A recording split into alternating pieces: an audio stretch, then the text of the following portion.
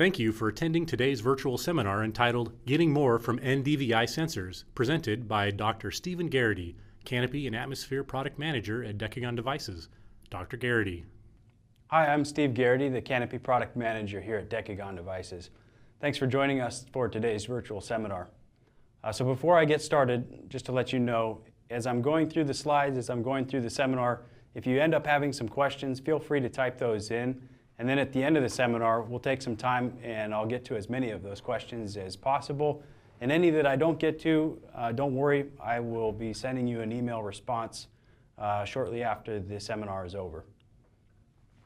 Okay, so today the topic of discussion is NDVI, and specifically I'm going to talk to you a little bit about getting more from your NDVI sensor. So the figure that I'm showing here to start out with is a whole lot of different sampling platforms, and each of those sampling platforms has a sensor on it. And we could imagine that those sensors are NDVI sensors. And you can see then that there's a whole range of scales that we can sample NDVI across, both in space as well as in time. We have sensors that are up in space and they're sampling the entire Earth's surface, but we also have handheld small sensors that can be down, measuring individual plants or even leaves. So just, the broadest way that we can think of NDVI is here. So these data are actually obtained from an Earth orbiting satellite. And you can see that areas of high vegetation also have high NDVI values. And high NDVI values are represented by the dark green colors across the globe. Conversely, you can see that areas where it's relatively dry and there's not a lot of vegetation have low NDVI values, and they tend to look fairly brown. So you can get a sense, even if you don't know a lot about NDVI, you can get a sense that it is sensitive to the amount of vegetation cover that is present across the Earth's surface. So scaling down quite a bit now to probably where most of us work, at the plot level or somewhere out in the field in a forest or in an agricultural setting. Let's just take this example here and explore how NDVI might be useful to us. And so what I'm showing here, what this figure shows, is a successional gradient. So you can see that maybe we start at time 0 with a bare patch of soil, maybe a few forbs or annual grasses that are growing. And if we leave that patch of ground alone for enough time, eventually the vegetation will change. So we'll go through a different set of several stages where eventually shrubs will take over, and if we leave it for a long enough period of time, we might even get a forest that grows there. So that's over many, many years, or it could be across very big spatial areas where we move from grasslands to forests. You can also see that maybe we're in an agricultural system where every year there's this turnover of vegetation. So we start with a bare field, bare soil, we plant the seed, eventually a plant emerges and it matures over time, and that cycle repeats itself every year. But there might be some room here for NDVI to come in and help us quantify the temporal variation or the temporal growth or the growth of the canopy that occurs over time, as well as the spatial dynamics that occur across landscapes. So backing up just a second, talking about where does NDVI come from. So the figure that's plotted up here, it has a lot going on, but I'll quickly orient you. So along the x-axis, I'm plotting wavelength. And this is wavelength of light within the electromagnetic spectrum. And so I'm plotting from 450 to about 950 nanometers, and that covers both the visible region, or most of the visible region, as well as a portion of the near-infrared. On the y-axis then is percent reflectance. And so we can imagine that this is a typical reflectance spectrum that we would get if we were looking at green vegetation. And so you can see that line that's continuous, that has an arrow pointing to it. This is hyperspectral. That's what we would expect to get from a spectral radiometer.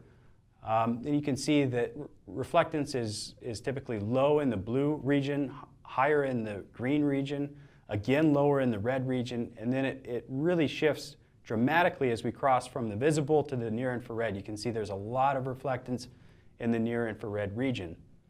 So you can also see that there's two vertical bars there, both of them labeled NDVI. So this gives you an idea of where a typical NDVI sensor is looking or is measuring within the spectrum.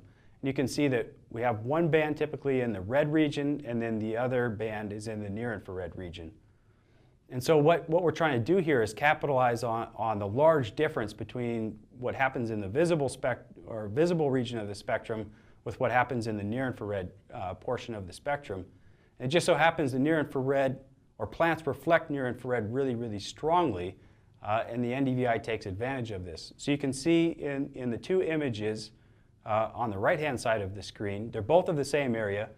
The top image you can see is plotted or is displayed in true color, meaning it's three bands, blue, green, and red, whereas the image below of the same area is what we call a false color infrared image.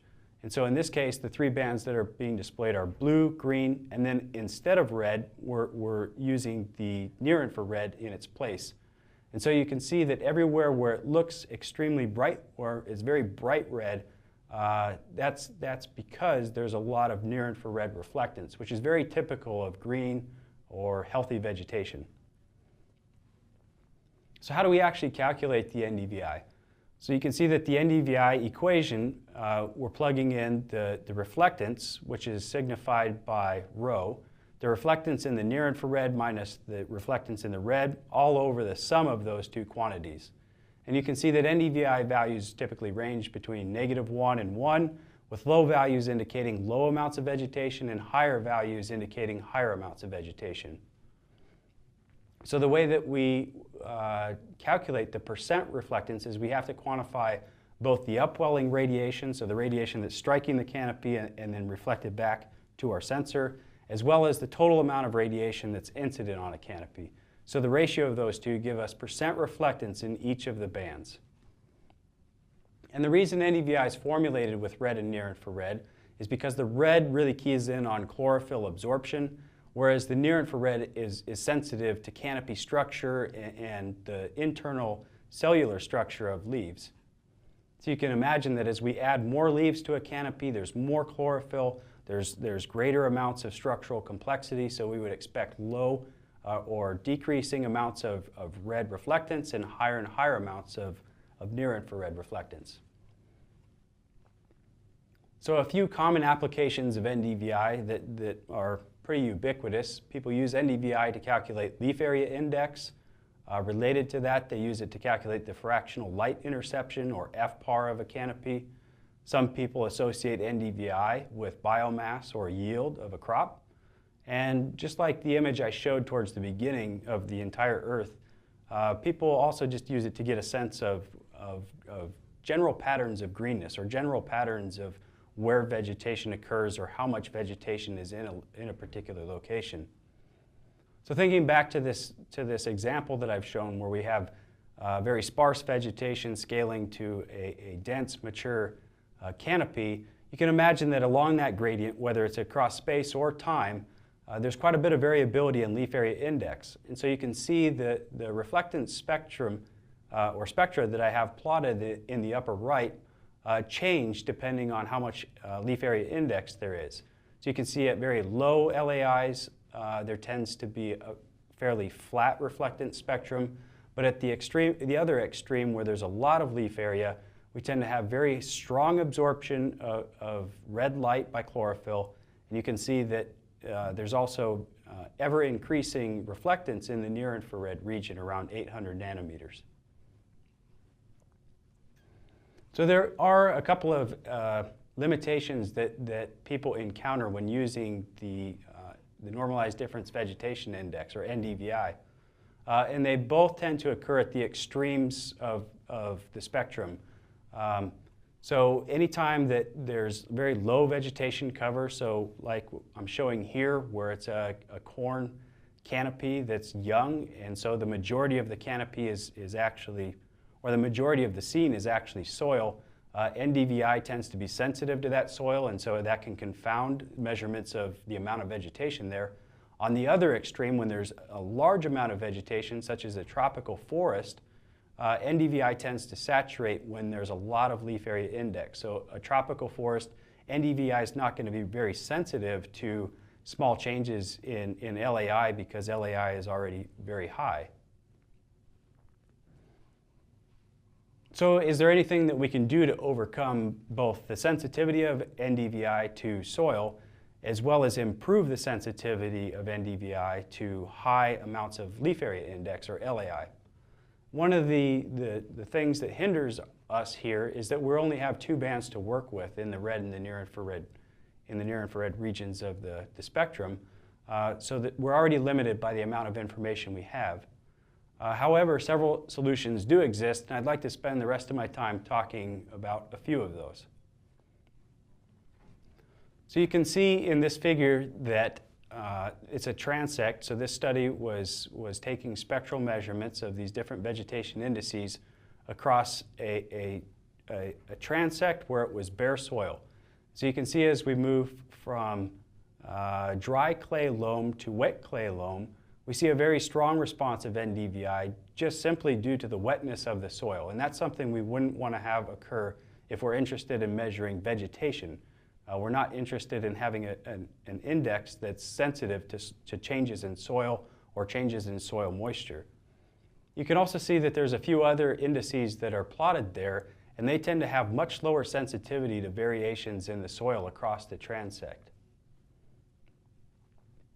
So the first one of those is the Soil Adjusted Vegetation Index, or SAVI.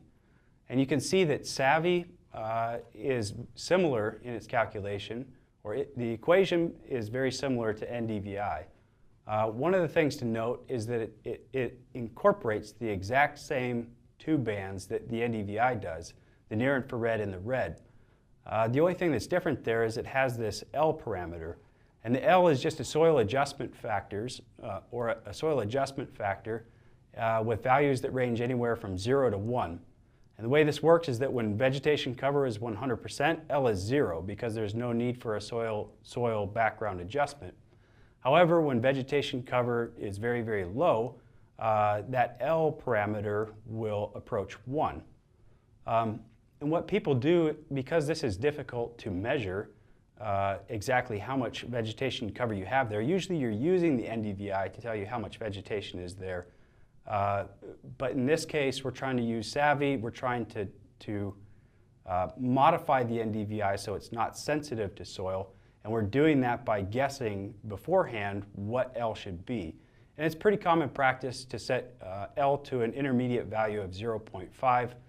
People have done this and it's worked fairly well for them. And you can see here that the Soil Adjusted Vegetation Index, or SAVI, tends to have much lower sensitivity to the soil background. So stepping through the figures in the upper right, you can see that as along the x-axis we have percent green cover scaling from low to high. And you can see that as we go from low to high green cover, NDVI increases as we would expect. However, you can also see that the amount of noise or soil noise that's contributing to the NDVI signal is pretty high until we get to canopy covers pretty close to 100%. On the lower side, you can see that SAVI is also sensitive to changes in the percent green cover in a pretty linear fashion, but across that entire gradient of green canopy cover, you can also see that the noise contributed by soil is relatively flat and somewhere around 10%.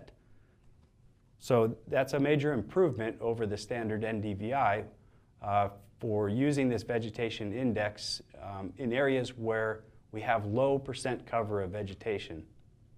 Okay, so that brings us to the next vegetation index, which is the modified SAVI. And so as I said, with the SAVI, you can see in the equation there's an L parameter that we have to guess at. And that's not a really clean way of handling things. And so what Key did was he iteratively fit the SAVI equation or the L parameter within the SAVI equation until he found a universal optimum. And not getting into the math, but just he was able to simplify that SAVI equation to where there's no longer a need for the L parameter, and the only inputs that are required are the reflectances in the near infrared and the red. And you can see the equation up on the screen. So this was a pretty significant advance because we no longer have to guess at L. It's actually wrapped into the equation. And what I'm showing here in the upper right is that when Key compared SAVI to MSAVI, there is virtually no difference between the two indices in terms of their sensitivity to the amount of vegetation as well as their response to the soil background. So the advantage, no longer do we have to guess at what value to set L2. Okay, so that takes care of the soil side of things. On the other extreme, remember, NDVI tends to saturate at high LAIs. So NDVI is useful if you're kind of in that mid-range of LAIs, as long as you don't have strong soil effects. But as soon as we get to an LAI of above about 4, we lose quite a bit of the sensitivity. And you can see that loss of sensitivity in the figures on the right is primarily due to a saturation in the red band. So you can see we've got two different canopies here from which measurements were taken, a wheat canopy and a maize canopy. And you can see that near-infrared reflectance tends to be sensitive across the entire spectrum of the wheat and the maize canopies, but the red saturates relatively quickly. And so you can see right where the red starts to saturate, that's where the NDVI starts to saturate. So I will interject just this caveat really quick. So yes, NDVI it saturates at high LAIs. However, if your purpose is really to get at the fractional interception of light, NDVI tends not to have the saturation issue. So you can see here that FPAR, or the fractional interception of photosynthetically active radiation, is nearly complete far before NDVI saturates. And this is just because canopies tend to be pretty efficient at intercepting light. And once we get to an LAI of about 4, most of the light has been intercepted or absorbed by the canopy.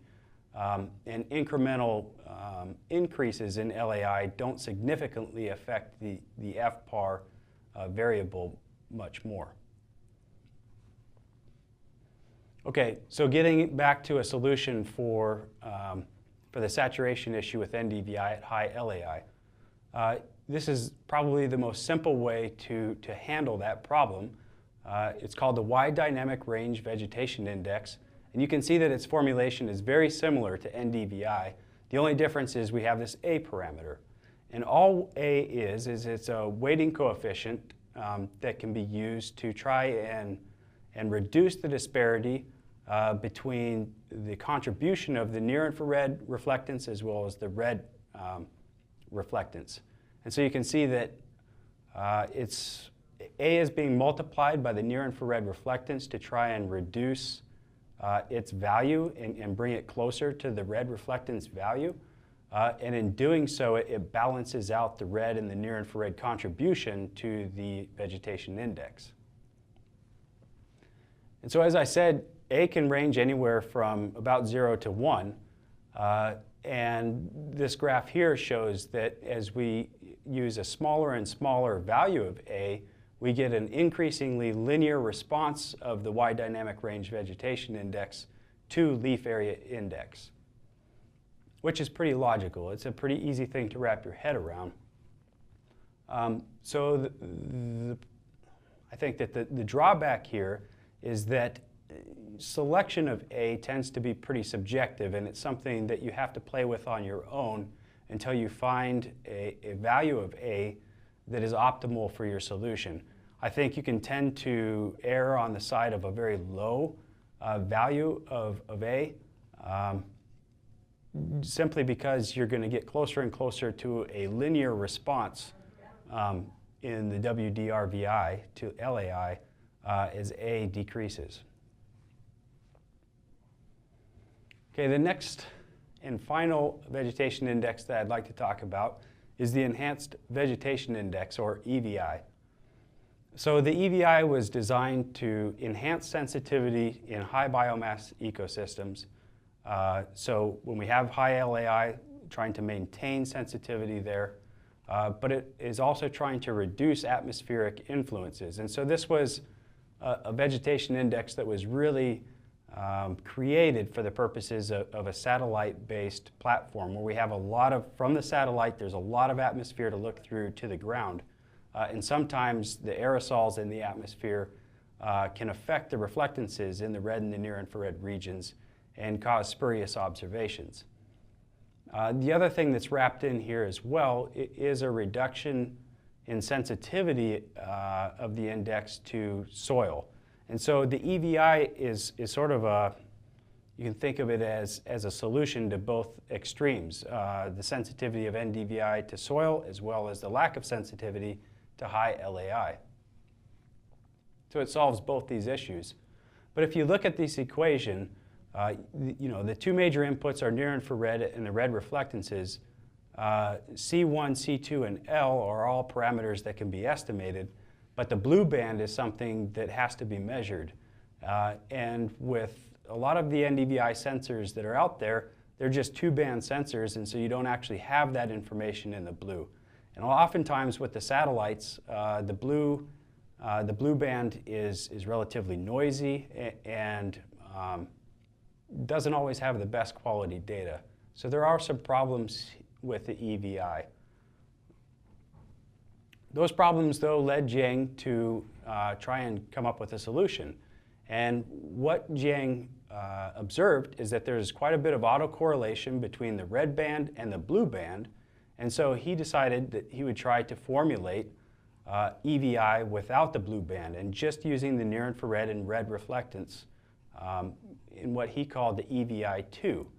And if you're interested in the mathematics and the way that he derived this, I encourage you to go see his or read his paper.